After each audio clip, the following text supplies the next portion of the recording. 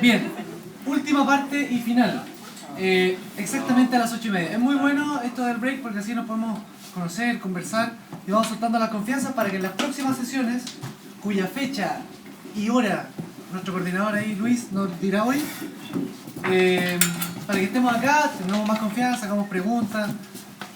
La lógica y la política de la interrupción, de la pregunta, de lo que se dice acá es una propuesta conflictiva, pero superable, criticable, cuestionable.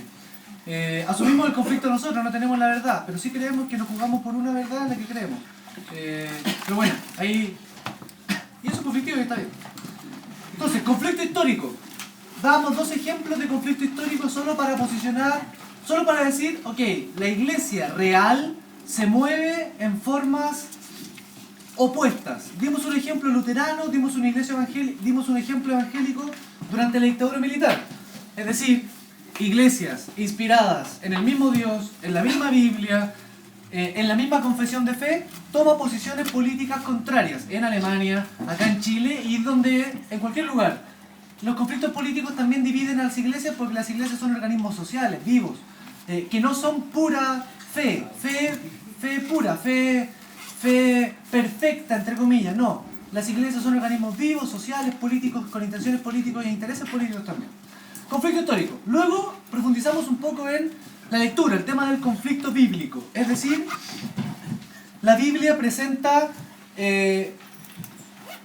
hay profetas del Antiguo Testamento que se oponen al poder político y hay textos del Nuevo Testamento que hablan de la sujeción plena a la autoridad política porque la autoridad política está puesta por Dios. Entonces, si resisto a esa autoridad, estoy resistiendo a Dios. Uno diría, es una interpretación demasiado fácil la que estamos haciendo, solo estamos tanteando algunos textos que nos muestran que hay profetas que se oponen al poder político y hay textos que hablan de la sumisión y la obediencia más o menos total. Esta última parte la queremos llevar a otro plano, y esto es un plano mucho más, que a nosotros nos llega mucho más, que es el conflicto eclesial, el conflicto local, el conflicto en el que todos nosotros estamos más o menos posicionados, sí que somos parte de alguna comunidad. Iglesia católica, iglesia evangélica, todas son comunidades que en el nombre del Dios cristiano hacen ciertas cosas. Primera cosa que queríamos decir, el equívoco. Queríamos hablar de dos conceptos. Esos dos conceptos salieron recién, así que están ahí calentitos. Son iglesia y reino de Dios.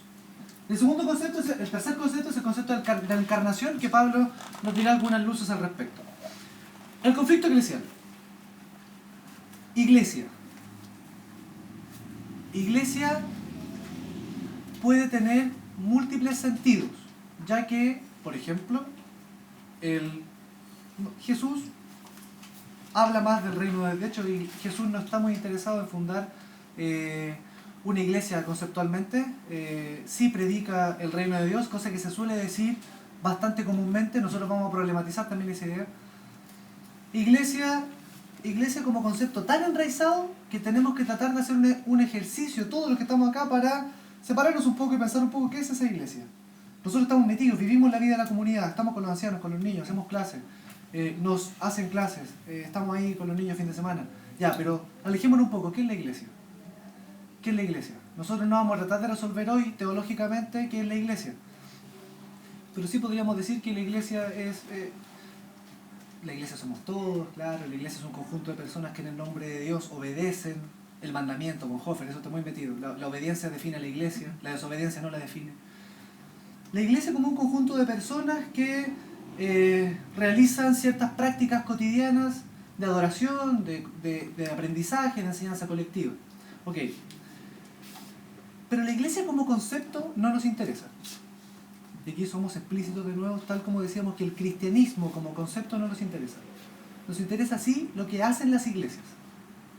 Es decir, nosotros, como Observatorio Iglesia-Sociedad, no está pensando en hacer teología fundamental. No está pensando en decir qué significa este concepto a lo largo de toda la Biblia y toda la tradición cristiana. Nosotros estamos interesados en qué significa este concepto en la realidad histórica real. La iglesia como concepto, boom, podemos tener diccionarios de eclesiología. Pero eso hoy no nos interesa. Nos interesa saber qué es la iglesia conceptualmente. Nos interesa saber qué es lo que hace la iglesia en la vida real. Y las iglesias, porque no existe, la iglesia como categoría bíblica existe, está en todo el Nuevo Testamento. Pero sí existen las iglesias.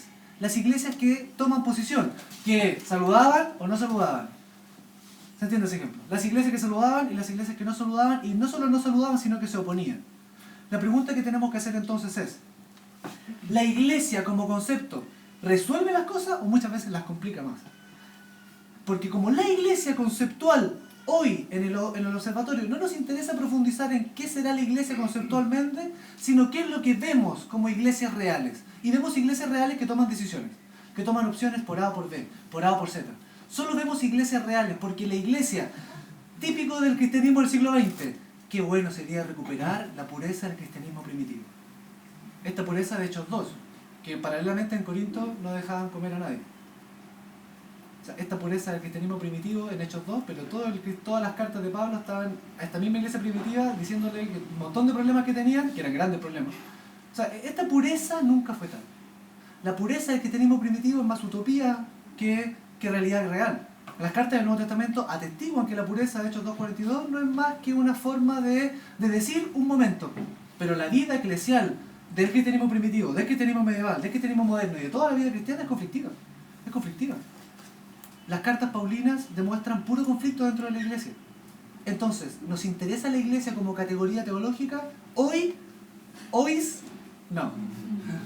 Pero sí nos interesa la iglesia como cuerpo real que se mueve. Primera cosa. Entonces, la iglesia puede ser equívoca porque cuando hablamos la iglesia hace A, nos estamos olvidando que las iglesias reales hacen A y hacen B. La iglesia como categoría no hace nada. Solo hacen iglesias reales. Lo que hace en la historia no son las iglesias, no es la iglesia, sino las iglesias. ¿Esa idea está clara, mamá? O sea, nosotros no estamos tratando de meternos en cuál es la mejor definición de iglesia que aparece en las cartas paulinas. No tenemos dedos para ese piano. Hay otra gente que toca ese piano muy bien. Iglesia, sí. Nos interesa la iglesia real, lo que estamos acá, lo que componemos esa iglesia. Por eso la iglesia es un concepto equívoco, porque hay iglesias que toman A y hay iglesias que toman Z. Iglesia. Reino de Dios. Palabra que ya salió. Palabra conflictiva. Reino de Dios que puede hablar de aquello que viene después del milenio. Después del milenio viene el reino de Dios. Okay, ahí recién viene el reino de la plenitud, la ausencia de conflicto, la perfección, la adoración permanente al Cordero. El reino de Dios después del milenio. No, en verdad el reino de Dios está aquí entre nosotros, en la comunidad, cuando compartimos el pan. Ahí está el reino de Dios. El reino de Dios es una iglesia, la iglesia que se llama Reino de Dios. El reino de Dios es la Ginebra de Calvino, que Calvino llega y dice, aquí compadre vamos a instaurar la teocracia. Y la ley civil será ley bíblica. O sea, todo pecado político es un pecado religioso también. Y el pecado no es solo pecado, sino que delito. ¿Se entiende esa lógica, no? O sea, tenemos, dije 4 al azar, dije 4 formas de concebir reino de Dios, 4 distintas. Nuevamente el equívoco. ¿Es el reino de Dios una categoría que puede tener una pura traducción? No, eso es lo que estamos diciendo. Cada vez que usted lea Reino de Dios en la Biblia, ok, volvemos a lo que comentábamos con Oscar. Cada vez que leemos Reino de Dios en la Biblia, ok, podemos ir a Schocken, podemos ir a cualquier diccionario bíblico, ver lo que nos dice Reino de Dios, perfecto, está clarísimo en la Biblia, está perfecto. Vemos el idioma, hacemos las coordenadas con otro texto, ok, genial Reino de Dios. ¿Y qué pasa en la vida real? La gente en el nombre del Reino de Dios hace 4 cosas distintas. Vamos a la acepción iglesia, diccionario bíblico. Perfecto, me queda clarísimo lo que es iglesia. Vemos la vida real, la gente en el nombre de iglesia en la iglesia hace 4 cosas, 5 cosas opuestas, distintas, contradictorias. Entonces, ¿qué estamos hablando? Tanto iglesia como reino de Dios. Y seguimos con los conflictos y las polémicas que queremos provocar porque así va a ser el tono de la escuela, nos va a tratar de hacer pensar, y nos va a tratar de hacer pensar, y esto lo aprovecho a aclarar al tiro, nos va a tratar de hacer pensar no en términos puramente intelectuales ni una escuela para académicos. Nosotros predicamos en nuestra iglesia, hay maestros de escuela militar, gente que trabaja con niños. Esto no es una escuela para aquellos que solo pretendan alejarse de las comunidades en pos de la teología. Somos personas que estamos tratando de en nuestra comunidad hacer algunas cosas, las que podamos. Pero no estamos tratando de pensar, ok, sí, bueno, la iglesia local es una iglesia más bien rudimentaria, no entiende la Biblia, así que mejor nos vamos a la comunidad académica que se lo hizo, donde debatimos cosas de verdad. No. Nosotros estamos tratando de hacer reflexión seria en contextos locales, humildes, con la señora que le cuesta leer la Biblia, así. En ese espacio estamos tratando de hacer cosas. Él hizo un espacio de acá, bueno, vamos a nuestra iglesia, escuchamos al pastor el domingo y decimos, mira, eso es. No es venir acá y acá es. Acá, esto no es el fin en sí mismo. El fin en sí mismo es la iglesia local y la comunidad local. Por eso ya lo diremos conforme pase en la escuela. Entonces, iglesia y reino de Dios son conceptos conflictivos, porque en la vida real, no en la Biblia y en la teología, en la vida real significan cosas muy distintas. Entonces, cada vez que nosotros pensemos en iglesia y reino de Dios, les invito a tener presente en qué estamos pensando en la vida real.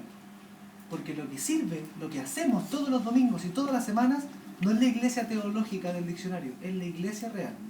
Cuando predicamos reino de Dios, ¿cuál de los cuatro estamos predicando? ¿El postmilenial? ¿El reino de Dios comunitario entre nosotros? ¿El reino de Dios que es la iglesia? ¿O queremos que el presidente de Chile sea un pastor y que la constitución se transforme en la Biblia? Amén. O sea, el sueño me atrevo a decir que el sueño del reino de Dios que tiene un porcentaje importante del pueblo evangélico es que la constitución se transforme en una Biblia. Es decir, que la ley civil sea ley religiosa. Eso es el reino de Dios. Entonces, ¿qué pasa? ¿Ese reino de Dios, o el reino de Dios después del milenio, o sencillamente el reino de Dios es una cuestión que tiene que ver con la lucha por la justicia? Dije tres. Entonces, iglesia, conflicto. No la iglesia teológica, la iglesia real. Reino de Dios, tres acepciones básicas y fundamentales, súper distintas una de la otra. Una iglesia cristianos que en el nombre del reino de Dios hacen cosas por la justicia. Cristianos que en el nombre del reino de Dios le dicen que a otros que la homosexualidad es un pecado y por tanto pecado es delito. Dos categorías distintas, iglesia y Estado. Por tanto pecado, bíblicamente, ok, lo podemos rastrear. Delito, como la Biblia es conflicto. Hay ciertas cosas que parecen que tal vez nos parezcan muy transparentes porque llevamos años escuchándolas, pero si nos damos otras vueltas no es tan transparente su sentido. O sea, ¿en qué reino de Dios vamos a apostar nuestras cosas? ¿En qué iglesia vamos a apostar nuestro tiempo? Los que estamos acá trabajando, estudiando, venimos acá igual. ¿Por qué? Porque estamos tomando decisiones concretas. Por una iglesia, por un reino de Dios. Dentro de las muchas opciones que existen, nosotros apostamos por una. Y Eloísa apuesta por una. Y precisamente, como no nos interesa la idea y nos interesa la historia, hay que hablar de la encarnación. Que es un principio bíblico. ¿Qué es un principio bíblico? Termina. Maravilloso.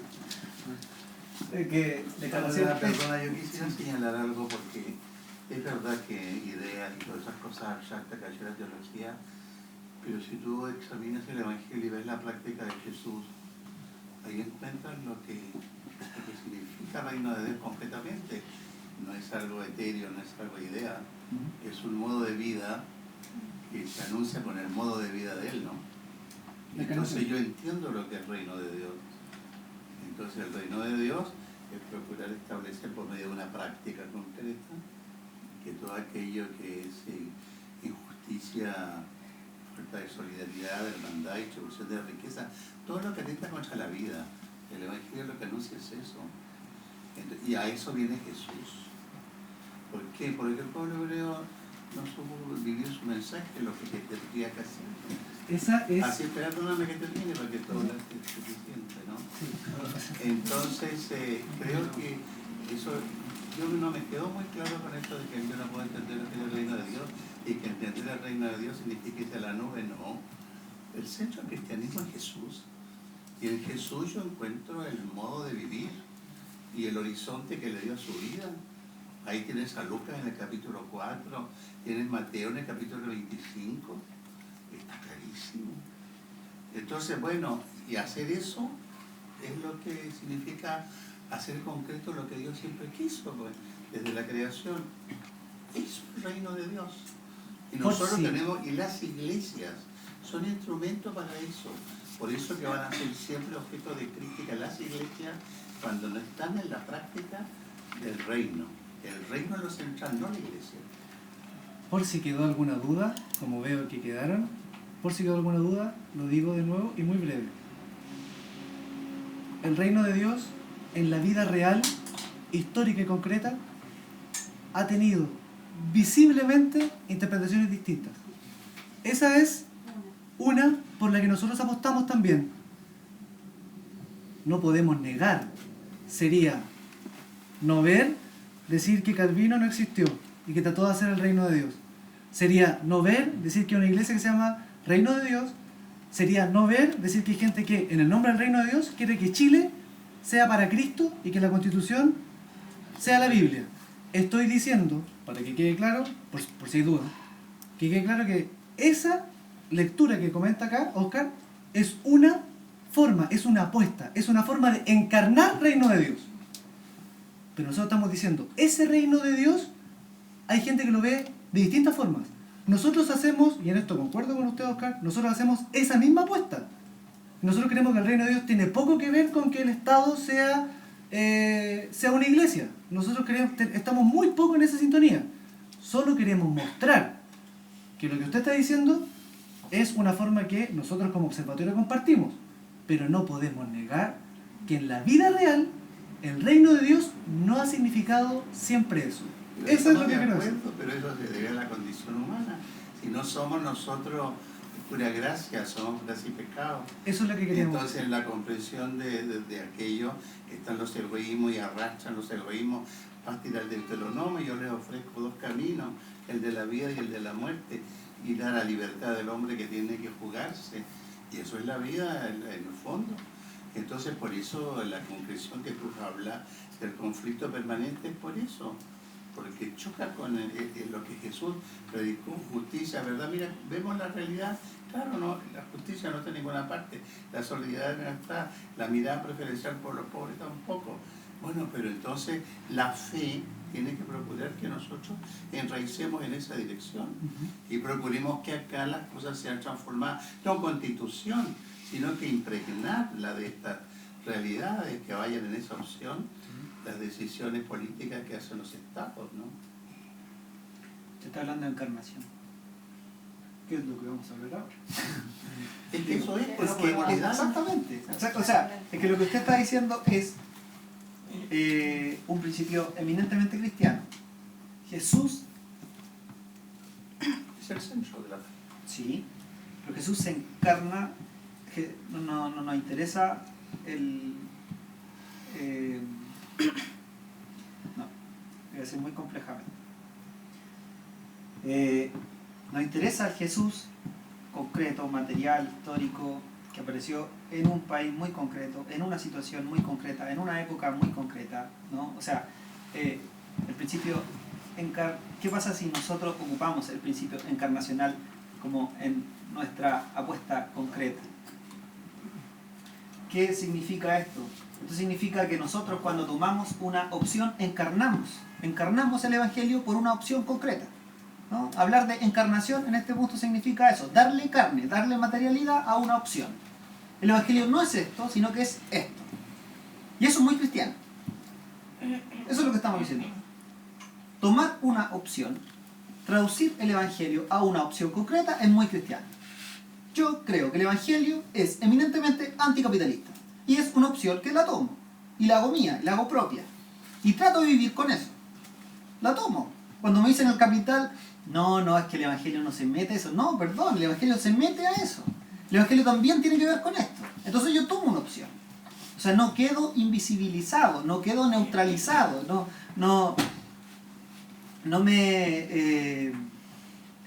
la necesidad de la encarnación en nuestra vida como cristiana, en la forma en cómo vivimos nuestro seguimiento de Jesús, implica tomar decisiones. Y cuando nosotros estamos en este caso hablando de la encarnación, estamos hablando de que Jesús también tomó opuestas, tomó opciones. Y el cristianismo necesita, o sea, hay cristianismo, ahí hay seguimiento de Jesús, ahí donde nosotros tomamos opciones.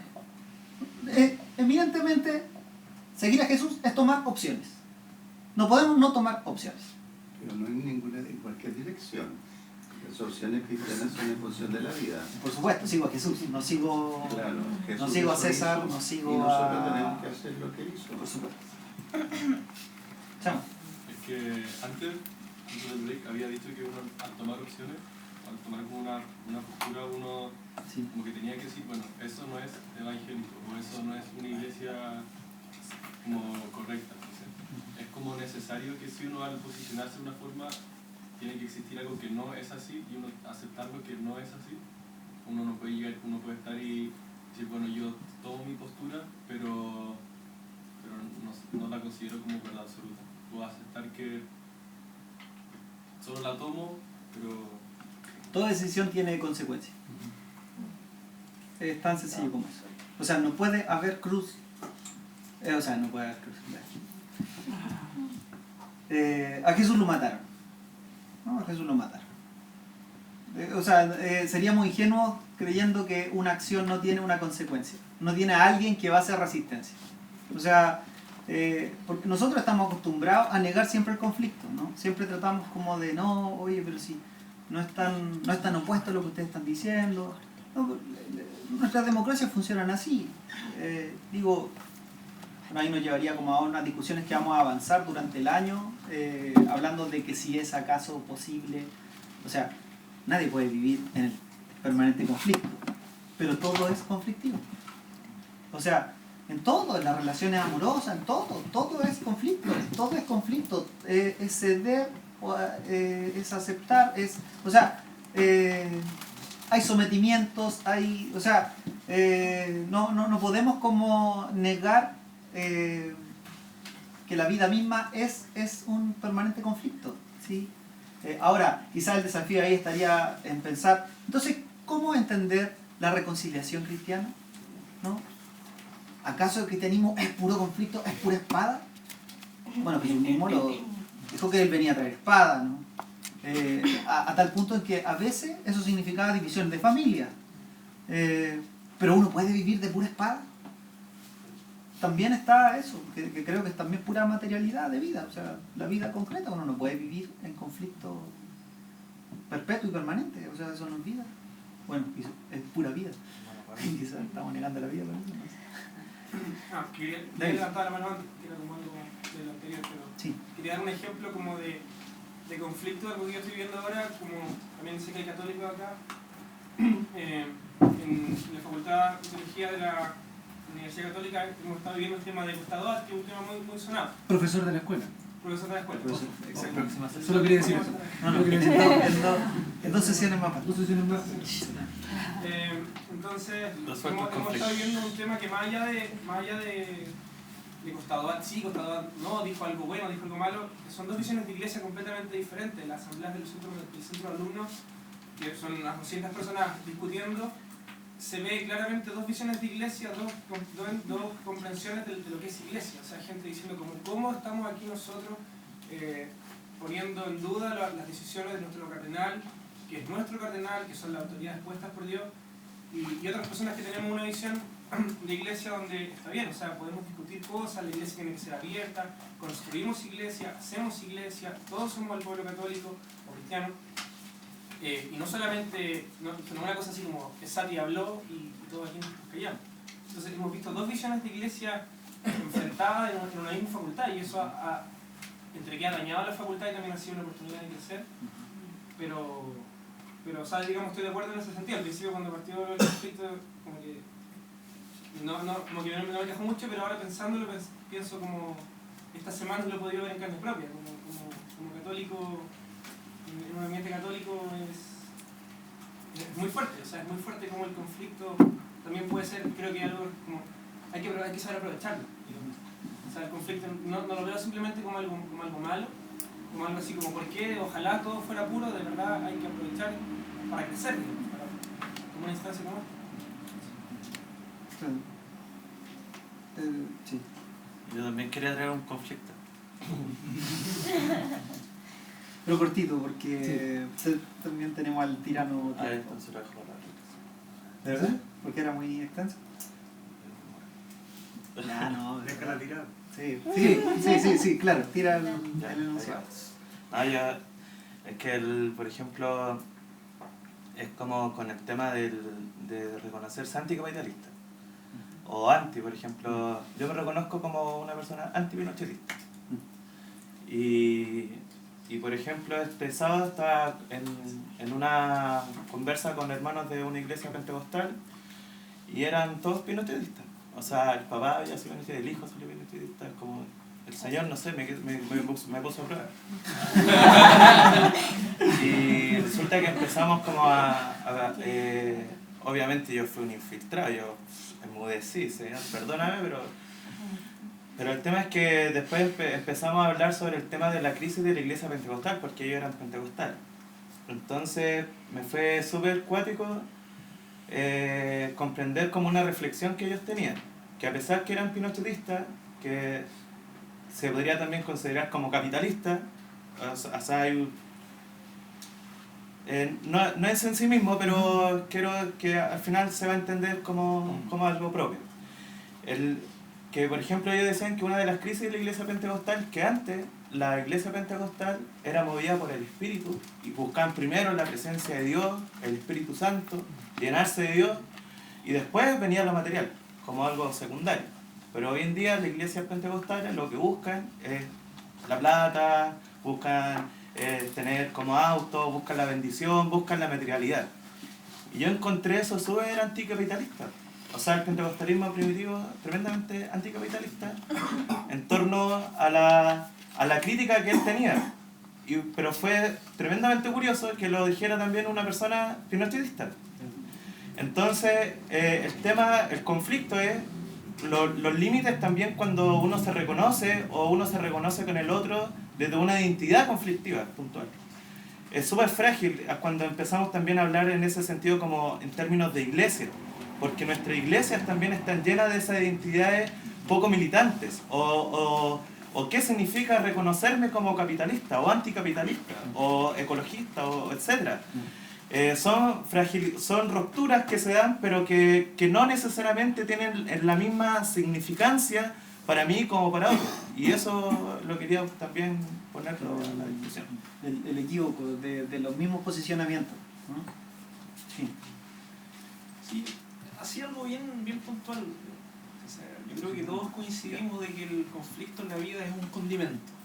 Yo creo que la vida sin conflicto y que sea todo planito sería también bastante aburrida. Sin embargo, estos conflictos nos hacen crecer. Pero yo iba más que nada, y quizás todo el rato se me vino a la cabeza el sinónimo de las uniformidades. Y pareciera que cuando se trata de uniformar todo y de imponer esa uniformidad, comienzan a aparecer, ¿no es cierto?, muy justificadas disidencias o conflictos que obviamente nos hace replantearnos y también tomar decisiones muchas veces muy duras y que van a tener consecuencias para toda la vida. Sobre todo a lo mejor cuando hay que justamente sobrellevar o ser consecuente en que uno no quiere ser uniforme. Y en mi libertad o mi libre albedrío decido a lo mejor no estar de acuerdo con el mainstream, y sabiendo que a lo mejor hasta me podría costar la vida, yo decido no uniformarme y obviamente ceder al conflicto en sí y también a los múltiples conflictos que se me van a ir originando a través del tiempo. Más que nada esa reflexión. El valor del conflicto. Ajá. Muchas gracias. Bueno, nos queda nada, que es como para dar la última seña, para agradecerle, ¿no? Sí, solo agradecerle así muy cortito, porque el agradecimiento institucional va a ir con Liz, solo eso, agradecerle e incitar la pregunta. O sea, si hay pregunta, anótela, esto va a seguir, entonces, y por favor sea muy patudo. Nosotros como chilenos somos muy terribles, nunca hacemos preguntas, entonces como, sí, no, no, porque él es más viejito, no, entonces hacer la pregunta. Si usted tiene una pregunta, párese nomás y haga la pregunta, levante la mano, ¿sí? No hay problema. Eso. Muchas gracias a todos y todas por estar compartiendo con nosotros y finalizar esta primera sesión. Tal como anticipaba Matías, la próxima sesión, que es el martes subsiguiente, el inicio va a ser media hora antes, es decir, a las 18:30 horas. Y esa sesión va a ser... Veo que hay conflictos. Lamentablemente, el expositor, que es Mario Garcés, puede desde esa hora hasta aproximadamente hasta las 8:30. 8:15. Y él nos va a hacer la sesión acerca de los antecedentes políticos y económicos de la teología de la liberación.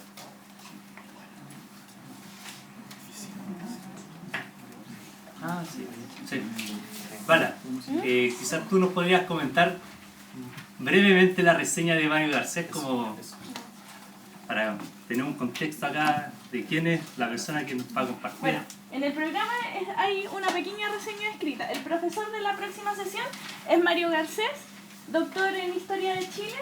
Él es profesor mío de la Universidad de Santiago, ya es académico de ahí, director de una ONG que se llama ECO, Educación y Comunicación, y todos sus trabajos han sido abocados a historia del siglo XX en América Latina y sobre todo a movimientos populares y educación popular. Así que es el profesor perfecto para la siguiente clase. También ha trabajado con organizaciones cristianas como FASIC, como el Centro Diego de Medellín, y es una persona que se le estima mucho en el ambiente ecuménico. ¿Ya? Siempre está dispuesto a brindar una mano a los cristianos, ¿ya? Porque valora mucho el movimiento y el pensamiento cristiano liberador. Yo quisiera agregar algo de Garcés, que no dijo la señorita, y que para mí es una cosa muy valiosa. Todo lo que tú dices académicamente es verdad, él ha llegado a este punto. Yo lo conocí saliendo de la universidad, pero todavía no tenía ni título, y entonces en ese momento, en la zona oeste de Santiago en el año 80, se empezó a reflexionar sobre la carencia en Chile de una historia del movimiento obrero. No había una historia del movimiento obrero. Entonces, este equipo de educación, en el cual yo estaba, el equipo de educación popular, el grupo, conociéndolos a ellos, digo ellos porque fue Mario y Pedro Milo, que actualmente trabaja como historiador en la Universidad Alberto Hurtado. Les pedimos que ellos comenzaran la investigación para redactar al final como resultado una historia del movimiento obrero, que es la primera historia del movimiento obrero y la única que existe en Chile. Entonces para mí eso es de un enorme valor, ¿no? Que ahora estudió y que tiene todos esos títulos, me alegro mucho. Entonces ese personaje está a las 6:30. Ya tiene otro compromiso, pero no quería faltar, así que traten de llegar. Si llegan tarde no se va a enojar, pero... Así que hagan el 6:30 la próxima sesión. Martes 19. Martes 19, si es que alguno tiene alguna consulta, duda, reclamo, queja, etcétera, etcétera, etcétera, manden un mail a observatorioiglesiasociedad@gmail.com, o bien a través de la página le da me gusta, así que todavía no le ha dado me gusta a nuestro fanpage. Muchas gracias. Abajo te voy a hacer.